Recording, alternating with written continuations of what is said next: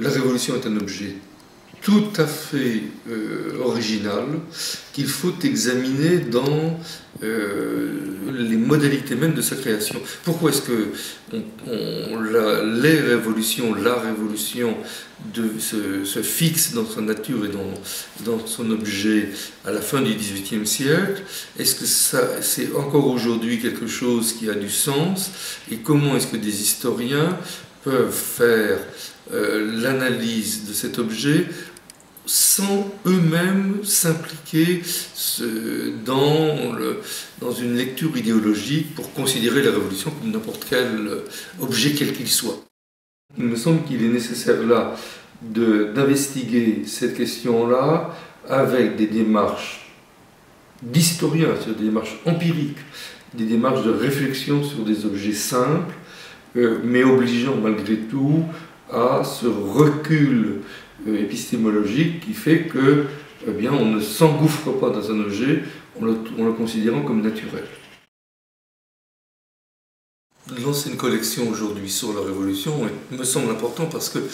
d'abord nous sommes encore aujourd'hui dans une époque où les révolutions se raniment. Ce qui s'est passé notamment autour du bassin méditerranéen,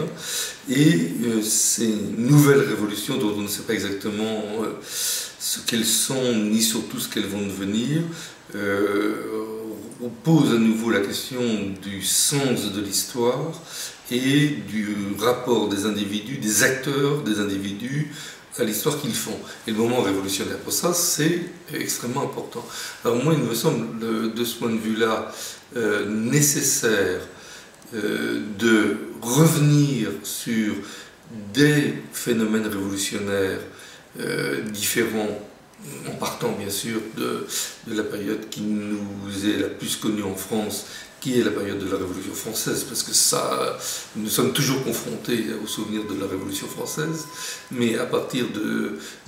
ces exemples-là, essayer de comprendre ce qu'est une révolution, ce qu'en sont les dérives, ce que sont les façons dans lesquelles des gens interviennent, et surtout la façon dont on peut aujourd'hui comprendre des mécanismes généraux, politiques, sociaux, économiques, culturels, religieux, qui permettent de voir la révolution non pas dans son moule idéologique, non pas dans son souvenir, mais dans son déroulement et dans ses significations. Ça permet aussi, je pense, de boucler une boucle qui a été ouverte depuis 30 ou 40 ans, qui était